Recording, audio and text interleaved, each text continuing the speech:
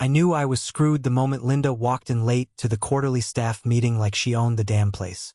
Hair sprayed within an inch of its life, knocking her rings on the table just loud enough to interrupt Cassandra mid-sentence.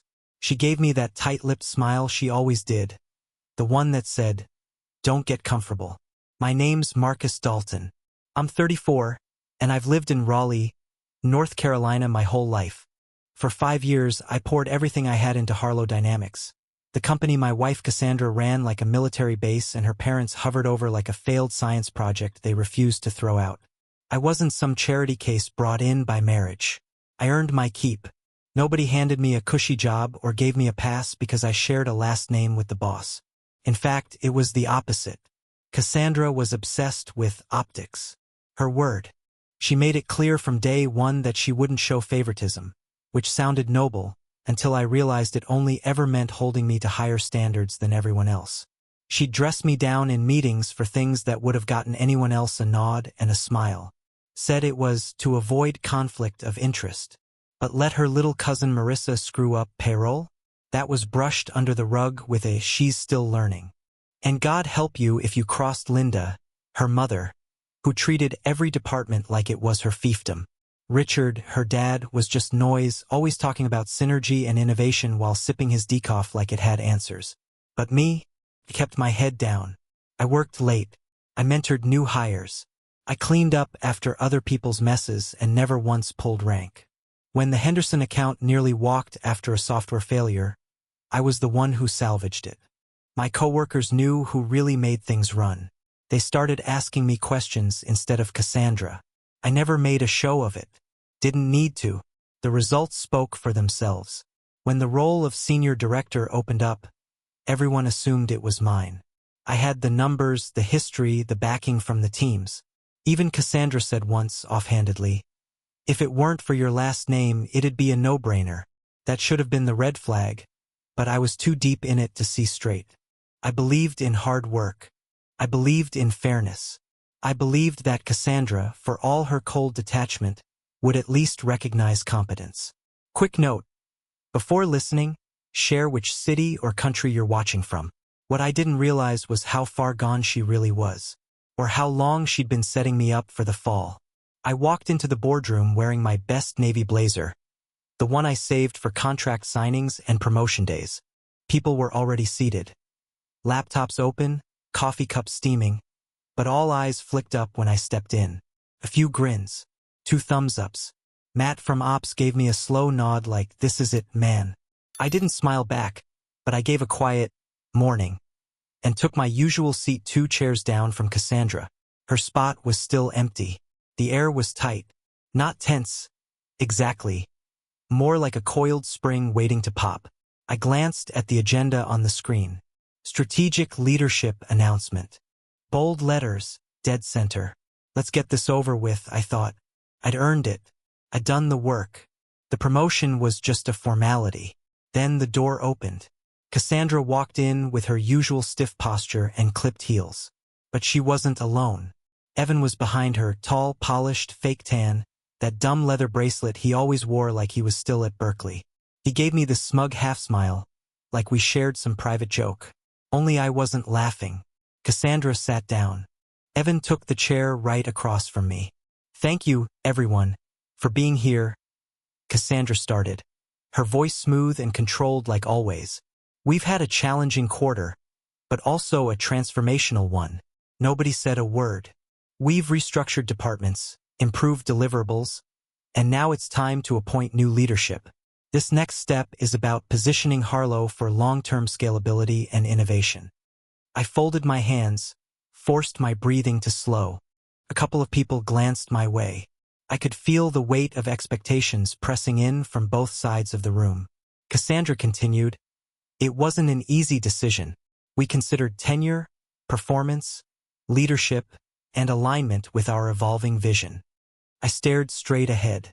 I didn't need a trophy speech, I just needed the title and the authority that came with it. She paused, like she was savoring the silence. "I'm excited to announce our new Senior Director of Strategy and Operations, Evan Monroe." The room went still. For a second, I thought maybe I'd misheard. Then Evan smiled. That full, greasy smile. Sat up straighter.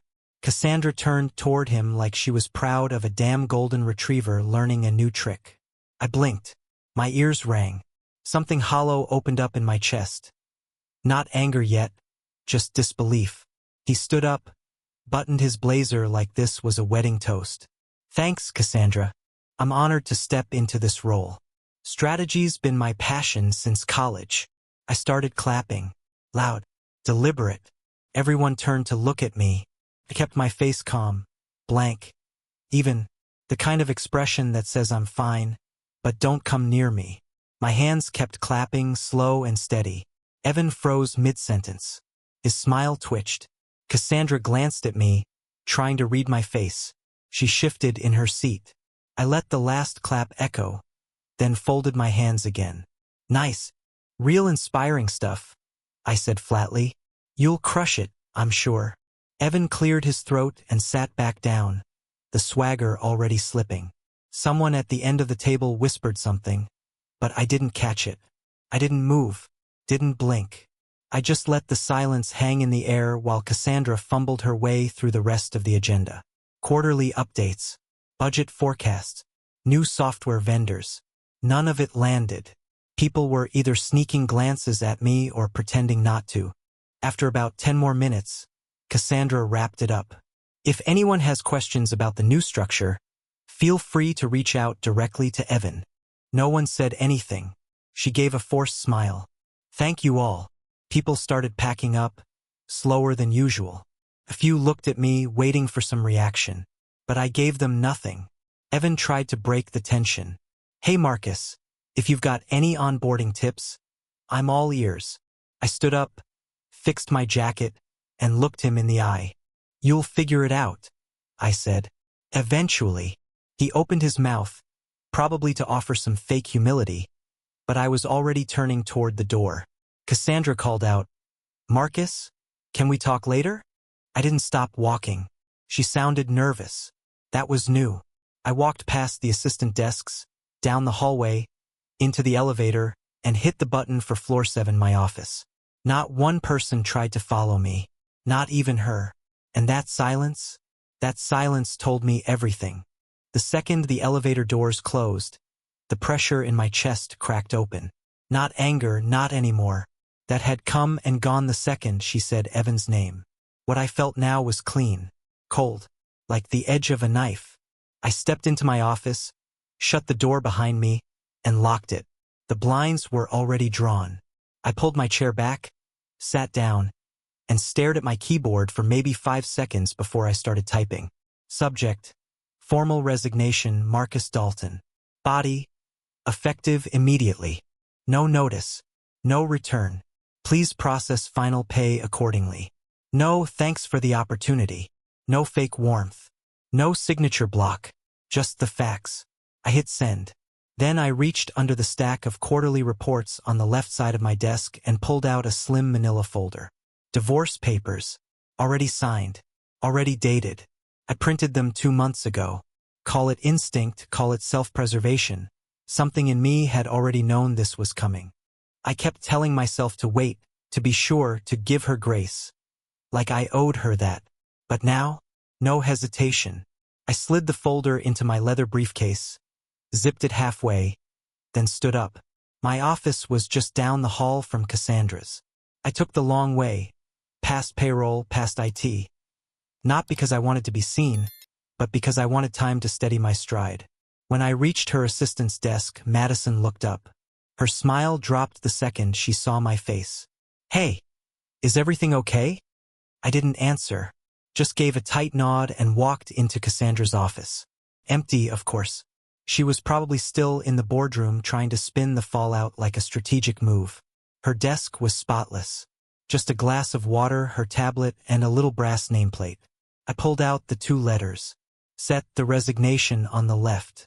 Divorce papers on the right. Side by side, centered on her desk. I stepped back, looked at them once, then walked out. Madison was frozen. Her eyes dropped to the folder in my hand, then back to my face. She didn't ask questions, just gave me the smallest nod I've ever seen. Quiet respect. Back in my office, my phone started buzzing. Cassandra, Marcus, we need to talk. Now. Cassandra. I'm coming to your office. Please don't do anything stupid. Cassandra. This is not the way to handle this. Call me. I silenced my phone and dropped it in the drawer. Then I started packing. Slow. Careful. Nothing rushed. Just one drawer at a time. Company laptop stayed. Company phone, too. I left behind the branded pens, the wireless mouse, even the Harlow Dynamics mug one of the interns gave me last year. Took only what was mine. There was a framed photo on the shelf. Me and Cassandra in Asheville 3 years ago. I stared at it for a second. She was leaning into me, laughing. I don't even remember what was funny. I set it face down in the trash. More buzzing from my phone. Still muted. Cassandra, you're overreacting. Let's be adults. Cassandra. Please don't embarrass both of us. She still didn't get it. This wasn't about ego. This wasn't about titles. This was about betrayal, straight up. I zipped my briefcase, picked up the small banker's box I'd filled, and took one last look around the office that had been more mine than hers in everything but name. Then I unlocked the door and walked out. No goodbyes. No speeches. Just out. The walkout was quiet, but not silent. People saw me. Box in hand, face calm, step steady, and their eyes widened. One guy from marketing literally stopped mid-sentence on a call. Didn't even try to hide it. Just watched me like he was seeing a ghost. As I passed the break room, I heard whispers start up behind me. Not loud, not cruel, just stunned. I made it to the lobby, dropped the box on the counter by security, and signed out for the last time. Right before the exit doors slid open, I caught the reflection of 2 HR managers standing near the elevators. One of them, Claire, mouthed "good for you" as I walked out. Didn't smile, didn't nod, just kept walking. I hit the parking lot and sat in my car for a full minute before I turned the key. Cassandra's texts were still popping up on my screen. I swiped them all away without reading. By the time I got home and dropped the box by the door, I had 6 missed calls, 2 voicemails, and 1 email marked urgent. All from her. I ignored it all. The next morning, I didn't show up, obviously, but I heard the buzz started almost immediately. A friend from IT texted me before noon. Dude, you broke the whole floor. Nobody saw that coming. Also, Evan doesn't know the approval codes for the software updates. Total mess. By lunchtime, 3 more texts came in. 2 co-workers, 1 HR, all saying the same thing. Can't believe they passed you over. Honestly, respect. Everyone's pissed and embarrassed for Evan. I didn't reply, but I wasn't surprised. Evan had no clue how to run ops. He'd already botched a resource reallocation project the week before and blamed it on a miscommunication. Word was he'd accidentally sent the Henderson team the wrong version of a rollout doc and then tried to act like it was a test. Cassandra had covered for him, of course. But now, she couldn't cover for anything. By Thursday, I heard he'd locked himself out of the admin dashboard twice and had to have Madison reset his password. Twice. Still, I stayed quiet. No social media posts. No jabs. No public statements. I just let the storm swirl without me. Then Friday came and she showed up. I was grabbing lunch at a cafe down the street from my apartment when Cassandra walked in like she didn't just burn everything down. She spotted me before I could duck out, came straight to the table, and stood there like she expected me to ask her to sit. I didn't. Marcus, she said, too calm. Can we talk? I leaned back, folded my arms. Already did. She sat down anyway, didn't ask. I know you're upset, but this isn't personal, she said. Evan had a unique skill set. I laughed once, sharp and humorless. Stop, she blinked. This wasn't strategy. It was sabotage. You picked the one person least qualified, and you did it in front of me. Her tone shifted, got defensive. It was a business decision. I stared at her for a beat, then said, low and even, no. It was betrayal at work and at home. That shut her up. Her eyes flickered, not with guilt, but discomfort, like I was being dramatic for calling it what it was. I stood up, left my half-eaten sandwich on the table. As I passed her, I didn't look back. Just said, "Next time you stab someone in the back, at least make sure they deserve it." And I walked out. I barely got 2 blocks from the cafe before I saw Evan leaning against the side of the building like he was waiting for a damn limo. Sunglasses on, blazer too tight across the chest, holding a cup of coffee like it was a trophy. "Marcus," he called out, like we were old friends meeting for brunch. I kept walking. He jogged a few steps to fall in next to me. "Hey man, figured we should clear the air," he said, flashing that practiced grin. "I know this whole thing's been weird, but I didn't ask for the role. Cassandra just saw something in me." I stopped, turned toward him. "You mean besides your complete lack of experience?" I said. He laughed, but it cracked. "Come on, dude. No need to be bitter. People move up. It's just how the game works."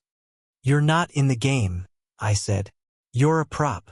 That wiped the smile off his face. "You think wearing a title makes you respected?" I stepped closer. Nobody follows a guy who got handed a seat at the table and still doesn't know where the light switch is. He opened his mouth, but nothing came out. Cassandra came out of nowhere, like she'd been watching from a car nearby. She slipped between us, too close, too desperate. "Marcus, this doesn't need to get ugly," she said. Let's work something out, all right? Maybe an advisory role or a transition agreement." "HR can. You don't get to offer me anything." She tried to keep her voice steady. "Look, it's already messy. Let's not make it worse." I glanced past her. A few employees had stepped outside the building, watching, pretending to smoke, check their phones. But all of them were tuned in. "I already made peace with walking away," I said. "But you're about to learn what it feels like to be followed by your own mistake." Evan shifted behind her like he didn't know whether to speak or shrink. I looked him dead in the eyes. "You're not ready. You'll see." Then I turned and walked toward the building. Didn't run. Didn't raise my voice. Just left them standing there, her stunned and tight-lipped. Him, looking like a kid who got caught playing grown-up. Inside, the buzz followed me up the stairs. Nobody said much, but the looks were louder than words. Some people nodded. One guy from procurement clapped me on the shoulder like I just won a prize fight. I headed straight to payroll. Receptionist looked up, startled, then softened. "You here for final check?" "Yup." She reached into a file tray, handed it over. "They wanted to mail it, but I figured you'd want it clean." Smart call. As I turned to leave, she added, "Evan already asked us how to reset his company email access. Twice." I smiled once, quick, humorless, then walked out. Didn't look back. Didn't need to. The real show was just getting started. By the end of that week, I started sleeping again. No more late-night work emails. No Cassandra pacing the bedroom with a tablet in her hand, muttering about deliverables. No guilt, just actual rest. The kind that sticks. I started making coffee the way I liked it, bold, black, none of that flavor syrup crap she used. Sat on my balcony in the mornings with a real mug. No rush, no dress shirt, no stress. For the first time in years, I didn't feel like I was playing a role in someone else's performance. A week later, my phone buzzed during breakfast. Unknown number, New York area code. I let it ring once, then picked up. "Hi, Marcus. This is Helena Rodriguez. I'm the VP of Talent Acquisition at Vantage Corporation." That name hit instantly. Vantage was no joke. National reach, top-tier talent, clean reputation. The kind of place Harlow pretended to be. She kept talking. "I've followed your work with the Henderson and Morrison accounts," she said. "We were impressed by your leadership under pressure. We'd like to talk about a possible opportunity." I sat forward in my chair, heart kicking up a notch. "I'm listening." Turns out they'd been watching from a distance. Someone had flagged my exit from Harlow, and Helena dug into my work history. She didn't ask about Cassandra, didn't mention Evan. Just focused on what I'd built, what I'd managed, what I could scale. We scheduled an interview the next day. Then another one. Then a third. Everything about it felt real. No politics, no last name games, no performative small talk. just questions that tested my skill and strategy. At the final meeting, Helena leaned back and said, "We need someone who knows how to steady the wheel when the road curves. You've done that." That afternoon, they sent the offer. Double the salary. Full autonomy. A team of my choosing. Leadership role with room to grow. And the kicker? They didn't care about my personal history, just my work. When I flew out to meet Helena in person, she met me in a corner office. Sleek but not flashy. Minimalist, glass desk, no ego trip. Just a woman in control of her lane. "Your name doesn't buy you anything here," she said. "We only care about the results you bring." "That's exactly what I want," I told her. A week later, I moved into my new office. Smaller than Cassandra's. Fewer windows. No useless whiteboards or trendy art pieces. But it was mine. No one had cleared it for me. No one smoothed the path. I earned it with blood, time, and focus. And every chair, every file, every ounce of responsibility in that room was mine to handle. Helena stopped by my first afternoon. "You good?" she asked. "Better than good," I said. And I meant it. A month into my new role at Vantage, I was deep into designing a West Coast vendor integration plan when I got a text from Matt, one of the few people at Harlow I still respected. "Matt, you seeing this?"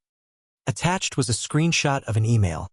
"Henderson and Company is ending all contracts with Harlow Dynamics, effective immediately." I leaned back in my chair, cracked my knuckles, and just stared at the screen. I didn't reply. Over the next few days, the texts started rolling in faster. First from Matt, then from Claire in HR, then two others I hadn't heard from in months. Evan missed the Q3 targets meeting. Said he had a migraine. He sent Morrison the wrong analytics package. Twice. "You were the glue, man. It's falling apart." Apparently, Evan had no idea how to handle multi-client accounts or navigate legal compliance. Henderson's final email didn't even bother sugarcoating it. They cited irrecoverable trust issues and lack of technical competence. Morrison wasn't far behind. And once those two pulled out, smaller accounts started scrambling. The staff could see the writing on the wall. 4 managers resigned in 1 week. Junior analysts started jumping ship to firms half the size just to get out before the fallout hit payroll. I didn't celebrate. I didn't gloat. I just kept doing my job. Helena would pass my desk some mornings, nod toward my screen, and say, "That's why we hired you."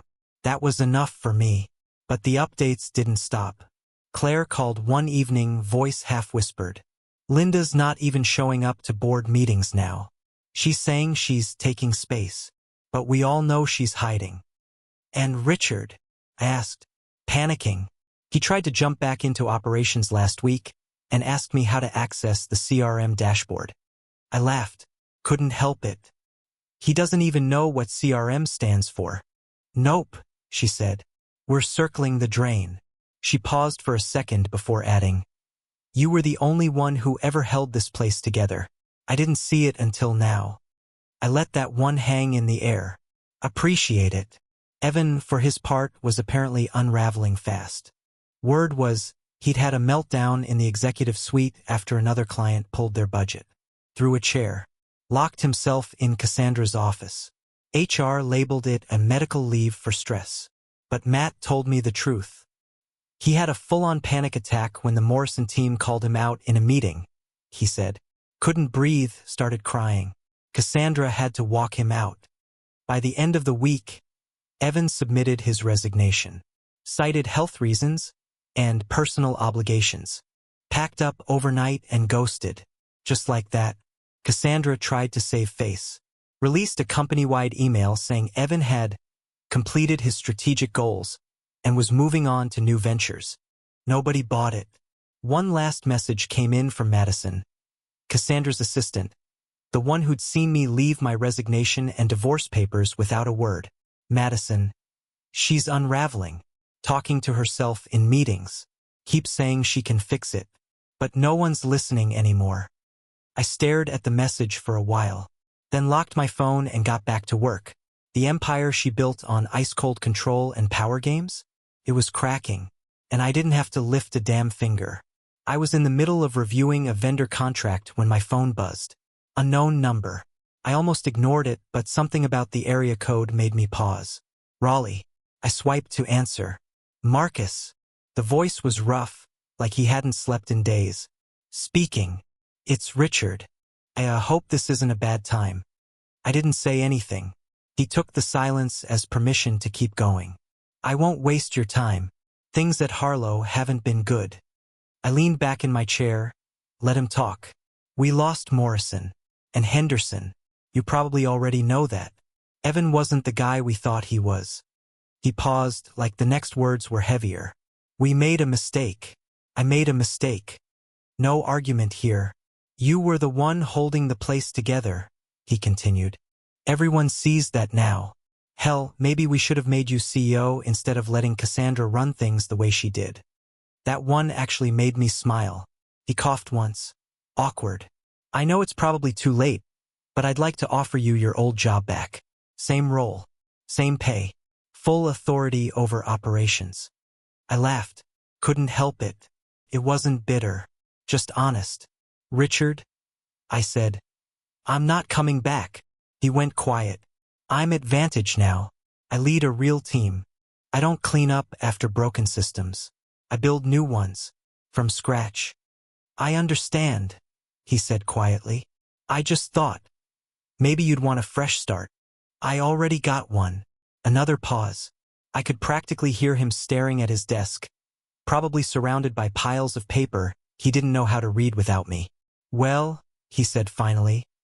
I wish you the best. You too, I said, and hung up.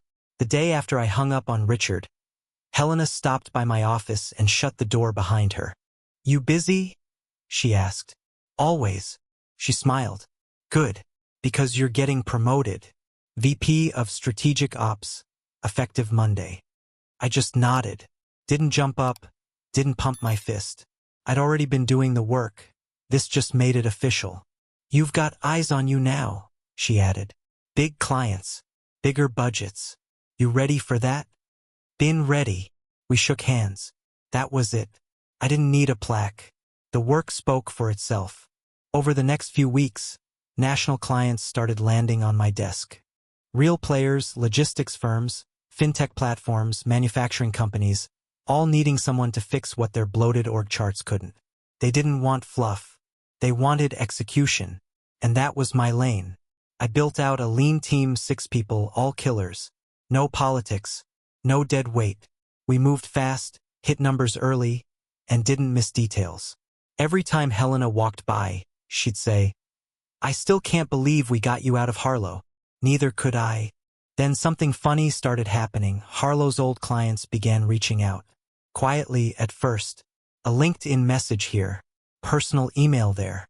All saying the same thing. Heard you landed at Vantage. Can we talk? Turns out people didn't care about the brand. They cared about the results I delivered. The trust one built. Harlow couldn't fake that with a new logo or a recycled mission statement. I pitched a full West Coast expansion plan to Helena, talent structure, rollout strategy, projected margins. She read it, closed the folder, and said, do it. No red tape, no stalling, just trust. By summer, I had 2 satellite offices and a direct line to C-suite clients who used to avoid my calls back at Harlow. Now they sent me referrals. And in the middle of all that, I met Rebecca. We were seated next to each other on a cross-country flight. She was flying back from a marketing conference. I was heading to meet with a distribution firm in Portland. We talked the whole flight. No pretense. No ego. Rebecca was smart, grounded, and steady as hell. Ran her own digital agency. Paid off her student loans early. Knew how to read a room and didn't play games. She asked me about my past without fishing for gossip. When I told her I'd walked away from a toxic company and a toxic marriage, all she said was, sounds like you cleaned house. Yeah, I said. Something like that. There were no performances with her. No need to prove anything. Just good conversation, strong coffee, and 2 people who weren't looking to fix each other. I didn't second-guess myself anymore. I didn't wonder if I belonged at the table. I was the one building the damn table now. Rebecca slid the Sunday paper across the kitchen island while sipping her coffee. Page B2, she said. Middle column. I unfolded the section and there it was. Harlow Dynamics files for Chapter 11. Former industry staple collapses under internal mismanagement. I read it twice, slow. No emotion, just clarity. They'd finally gone under. A full year after I walked away, the house of cards came down. Not because someone pushed it, but because it was never built to last. Turns out, when you prop up your whole company on power games, nepotism, and bullshit titles, eventually the cracks start leaking. Then the walls give out. Cassandra's name was buried halfway down the article. Mentioned once, followed by no comment. No photo. No legacy. Just a single cold sentence in a cautionary story. I didn't smile. Didn't toast. Didn't feel smug. I felt done. All that time I thought I needed to outwork, outperform, or outlast her to win. But I never had to destroy anything. They did it to themselves. Meanwhile, my life had gotten quiet, in the best way. I had a team that respected me because I led from the front. I had clients who came to me for solutions, not sales pitches. I had mornings that started with real peace and nights that ended without tension. And Rebecca? She didn't ask for attention. She gave space. No drama, no performance theater, no guessing games. Just stability. I didn't realize how much I needed that until I had it. Looking back, I wasn't broken, I was just stuck. Stuck in a system that fed on control. Stuck with people who needed me small so they could feel big. Stuck playing a role that had nothing to do with who I was or what I brought to the table. But not anymore. Now, I don't look back to count the damage. I look forward, building something real. No faking. No scrambling. No pretending. Just results. Just respect. Just peace. Walking away wasn't giving up. It was winning.